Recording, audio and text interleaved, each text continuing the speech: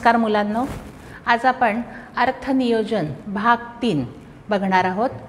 मी सौ शुभदा नगरकर, महात्मा ज्योतिराव फुले हायस्कूल आदमबाग या शाळेमध्ये गणित आणि विज्ञान आणि तंत्रज्ञान हे 2 विषय शिकवते।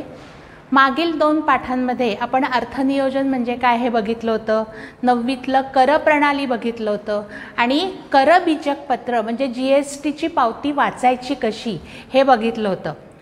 त्यावेळेला मी तुम्हाला हे पण सांगितलं होतं की आता आपली प्रश्नपत्रिका नसून आपल्या प्रश्नपत्रिकेचं नाव कृती पत्रिका आहे आणि गणितामध्ये 10 मार्क गणित भाग 1, 10 मार्क गणित भाग 2 असे 20 मार्क तुमची इंटरनल परीक्षा असेल किंवा तुम्ही जी ॲक्टिव्हिटी करणार आहात, कृती करणार आहात त्याच्यासाठी 5 मार्क ठेवलेले आहेत।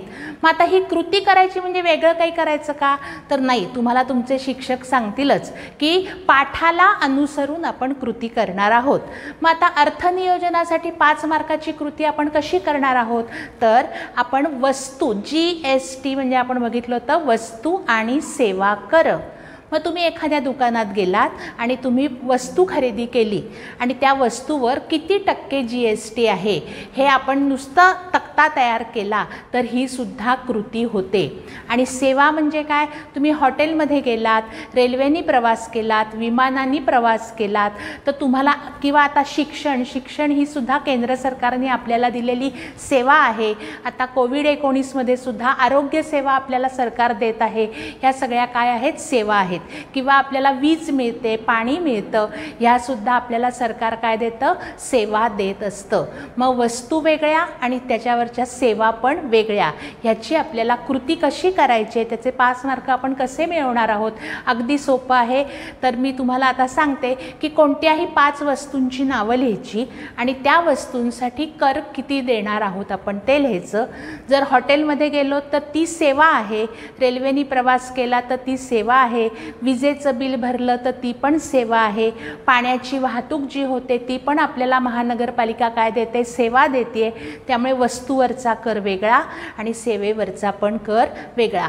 मग आता आपल्या मनात हा प्रश्न येतो, हे सगळं आम्ही पाठ करायचं का, हे आमच्या कसं लक्षात राहील, हे तुम्ही पाठ करणं अपेक्षित नाही आहे। कारण हे तुमचे 5 मार्क जे आहेत ते इंटरनल मार्क आपण जे म्हणतो की शाळा तुम्हाला देणार आहे, शाळा तुमचं मूल्यमापन करणार आहे, त्याच्यासाठी ही तुम्ही ॲक्टिव्हिटी करणार आहात।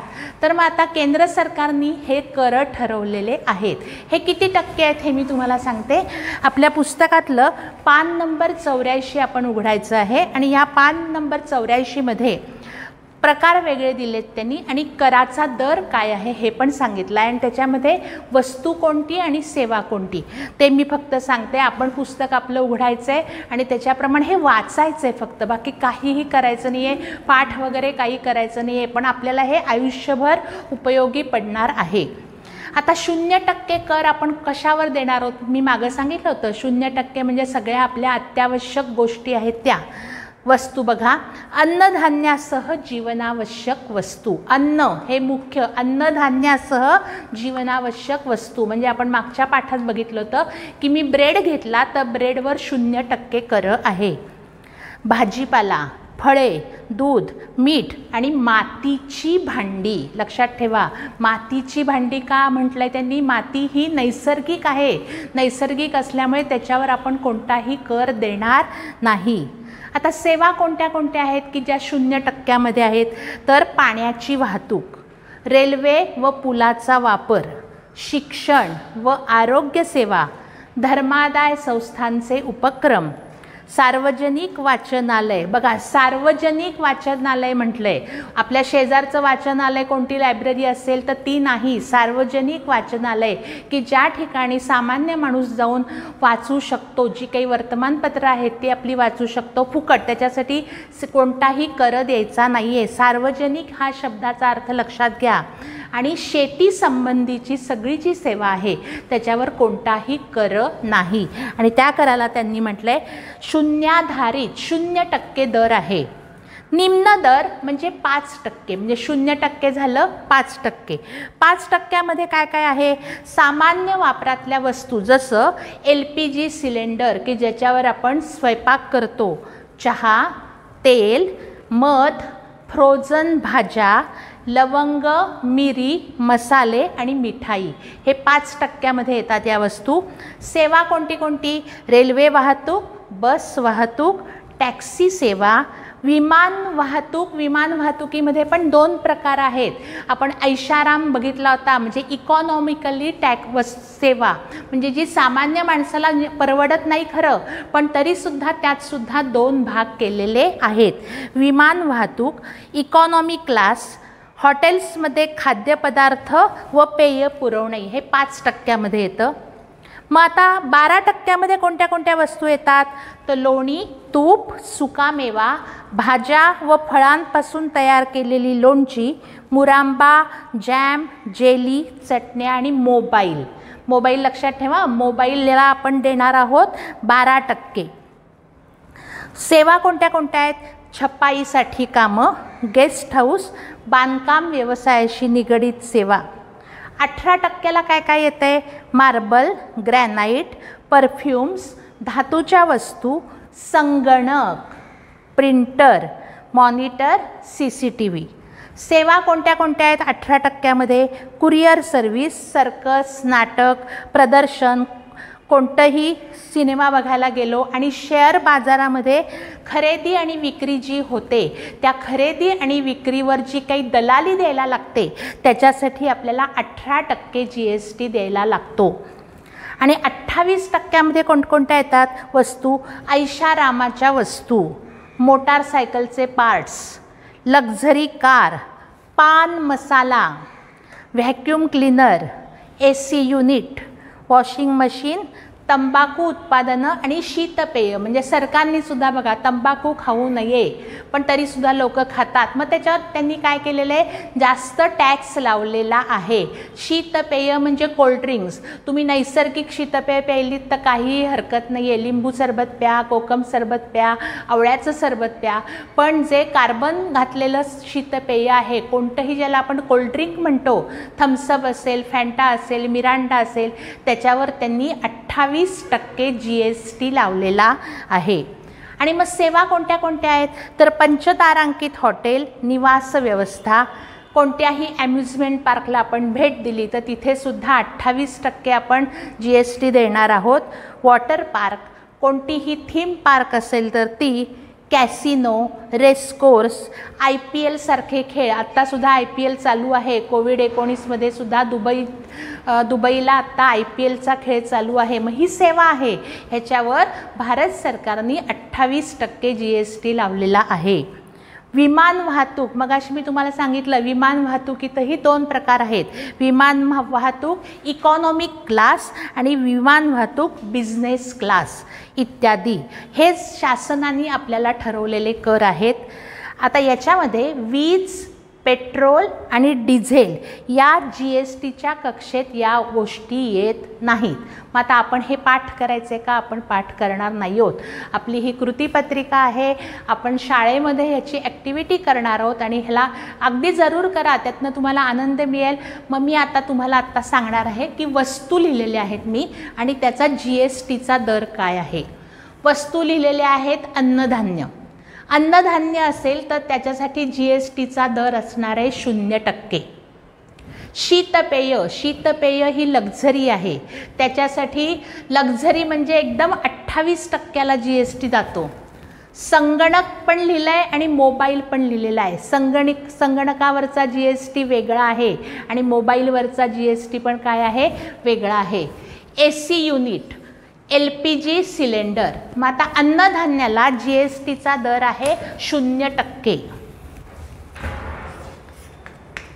शीतपेय जी पिऊ नयेत अशी इच्छा आहे केंद्र सरकारची, पण त्याच्यासाठी त्यांनी टॅक्स जास्त लावलेला आहे 28%. संगणकावर 18%. LPG सिलेंडर आपल्याला गरजेची गोष्ट आहे, पण LPG सिलेंडरवर पण त्यांनी काय केलेलं आहे? टॅक्स लावला आहे आणि तो किती GST आहे? 5%. मोबाईलवर 12% आणि AC युनिट परत लक्झरी आहे 28% GST लावलेला आहे केंद्र सरकारने. मग आता सेवा पण इथं लिहून ठेवलेल्या आहेत मी. सेवा कोणत्या कोणत्या? पाण्याची वाहतूक, शिक्षण व आरोग्य सेवा, रेल्वे वाहतूक, छपाईसाठी जी काही कामं करायची आहेत ती छपाईची कामं, कुरिअर सेवा, IPL सारखे खेळ आणि विमान वाहतूक. विमान वाहतुकीत 2 प्रकार आहेत, पण आता मी IPL सारखे खेळ लिहिल्यावर इथे बिझनेस क्लास असं मी गृहीत धरलं आहे. त्यामुळे या ठिकाणी IPL सारखे खेळ आणि विमान वाहतूक ही 28% जाणार आहे.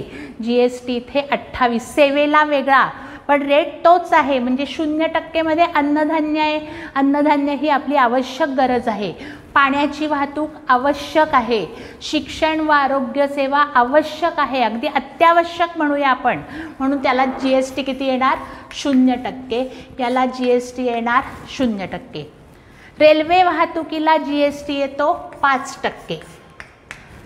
IPL सारखे खेळ आणि विमान वाहतूक याला GST येणार आहे 28%. कुरिअर सेवेला 18% GST द्यायचा आहे. आणि छपाईसाठी जी कामं आहेत त्याच्यासाठी आपण 12% GST देणार आहोत. हे आपण कोणतंही पाठ करायचं नाही आहे. ही आपली कृतीपत्रिका आहे. 5 मार्क ॲक्टिव्हिटी शीटला तुम्हाला असतात. त्या ॲक्टिव्हिटी शीटसाठी आपण तुम्हाला पाहिजे त्या वस्तू लिहा, तुम्हाला पाहिजे त्या सेवा लिहा. अगदी पावती बघा. भाजी आणायला गेलं तर भाजीवर आपण GST देणार नाही, कारण ती अत्यावश्यक सेवा आहे. पण आता उकडते खूप, ऑक्टोबरमध्ये मला खूप घाम आला, उन्हाळ्यात गरमपणा वाटतोय, मी कोल्ड्रिंक आणलं जाऊन, तर नक्की तुम्ही 28% दिलेले त्या ठिकाणी असतात. तुम्ही पावती घ्या किंवा घेऊ नका, त्या ठिकाणी 28% आपण GST दिलेला आहे. आता प्रश्न येतो आपल्या कृतीपत्रिकेशी. आपल्याला मार्क मिळवायचे आहेत आणि 40 पैकी 40 मार्क आपण मिळवणार आहोत, कारण अतिशय गणित हा सोपा विषय आहे. त्याच्यावर प्रेम करायचे, त्याच्या मार्कांचा आनंद आपण घेणार आहोत. मग आता काय प्रश्न असणार आहे? आत्ता आपण हे जे पाहिलं आणि मागच्या तासाला पण आपण GSTचा दर पाहिला, तर याच्यावर 1 मार्काचा प्रश्न कसा असेल मी तो तुम्हाला सांगते. पवन मेडिकल्स यावर्षी जी बोर्डाची परीक्षा झाली 20 साली मार्चमध्ये, त्याच्यामध्ये हा 1 मार्काचा प्रश्न आलेला आहे. तुमच्या आपल्या पाठ्यपुस्तकाखाली जे सराव संच असतात तेच तुम्ही छानपैकी सोडवा. इतर काहीही सोडवलं नाहीत तरी चालेल. पाठाखालचे प्रश्न, प्रत्येक प्रश्न 2 वेळा तरी कमीत कमी आपल्या हाताखालून गेला पाहिजे. गणित हे सोडवायचे, वाचायचं तर आहेच आहे, पण वाचता वाचता, कारण घाईच्या भोगात काय होतं, अरे किती सोपं आहे, 6च्या निम्मे 3, पण लिहिताना तुम्ही ते लिहित नाही आणि मग आपला मार्क जातो. त्यामुळे लिखाणाचा सराव पण आपण ठेवणार आहोत. उदाहरण 1 मार्काचं कसं आहे बघा, धड्याखालचंच हे उदाहरण आहे. पवन मेडिकल्स औषधांचा पुरवठा करतात, की ह्याच्यामध्ये आपल्याला औषधं सगळी मिळत आहेत. त्यांच्या दुकानातील काही औषधांवर GSTचा दर बघा, GST म्हणजे केंद्र सरकार वस्तू आणि सेवा कर किती घेते? 12% घेतंय. तर CGST किती आणि SGSTचा दर किती? एकूण आपल्याला 12% पैसे द्यायचे आहेत, कर द्यायचा आहे आपल्याला. मग 12%चं आपण GSTमध्ये बघितलं होतं की निम्मे पैसे केंद्र सरकारला जातात आणि निम्मे पैसे राज्य सरकारला जातात. मग 12%चा निम्मा भाग केला तर 12च्या निम्मे होतात 6, म्हणजे 6% आपण आपल्या महाराष्ट्र सरकारला पैसे देणार आणि 6% आपल्या देशाला म्हणजे भारत देशाला आपण पैसे देणार आहोत. GSTचा दर 12% आहे, याचा अर्थ 6% केंद्र आणि 6% राज्य सरकार. आत्ताच्या या पाठामध्ये आपण वस्तू आणि सेवा कर ह्याची जी ॲक्टिव्हिटी करायची आहे ती ॲक्टिव्हिटी बघितली आहे आणि त्या ॲक्टिव्हिटीवर 1 मार्क कसा मिळवायचा हे पण आत्ता आपण बघितलं. आता 2 मार्काच्या ज्या कृती आहेत त्या आपण पुढच्या पाठामध्ये बघणार आहोत.